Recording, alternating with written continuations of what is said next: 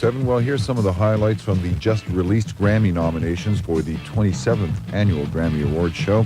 From the Canadian perspective, producer David Foster is the big story. In fact, the former piano player for Ronnie Hawkins leads the entire parade with no less than 6 nominations for producing, composing, and arranging, mostly on Chicago's big hit single, Hard Habit to Break. Corey Hart grabbed a nomination for Best New Artist, and Anne Murray received 2 nominations in the country field. Other highlights from the rock and roll perspective, Bruce Springsteen, Dancing in the Dark, and Huey Lewis, Heart of Rock and Roll, they're up for Record of the Year.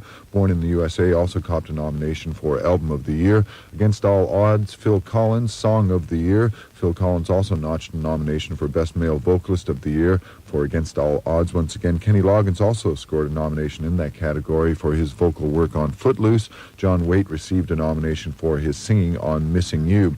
In the group vocal department, The Cars Drive and Yes, Owner of a Lonely Heart.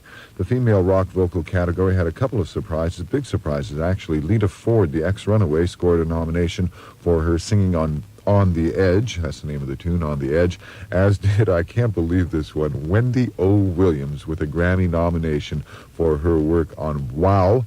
Probably the strongest category from the rock and roll perspective is the male rock vocals department. In there we have David Bowie, Blue Jean, Dancing in the Dark, Bruce Springsteen, Pink Houses, John Cougar, Rebel Yell, Billy Idol, and Restless from Elton John. Group rock vocal category has Genesis, The Cars, Van Halen, and Yes. Yes also scored a nomination for Best Rock Instrumental of the Year for their song Cinema from the 90125 album. Eddie Van Halen, he grabbed the nod for his instrumental, Donut City. That comes from the Wildlife soundtrack. Terrific piece of guitar work there from Eddie Van Halen. But coming from that movie, it was virtually unnoticed this year. It did get a Grammy nomination, though. Genesis, they picked up a nomination for Best Rock Instrumental of the Year for their By the Sea.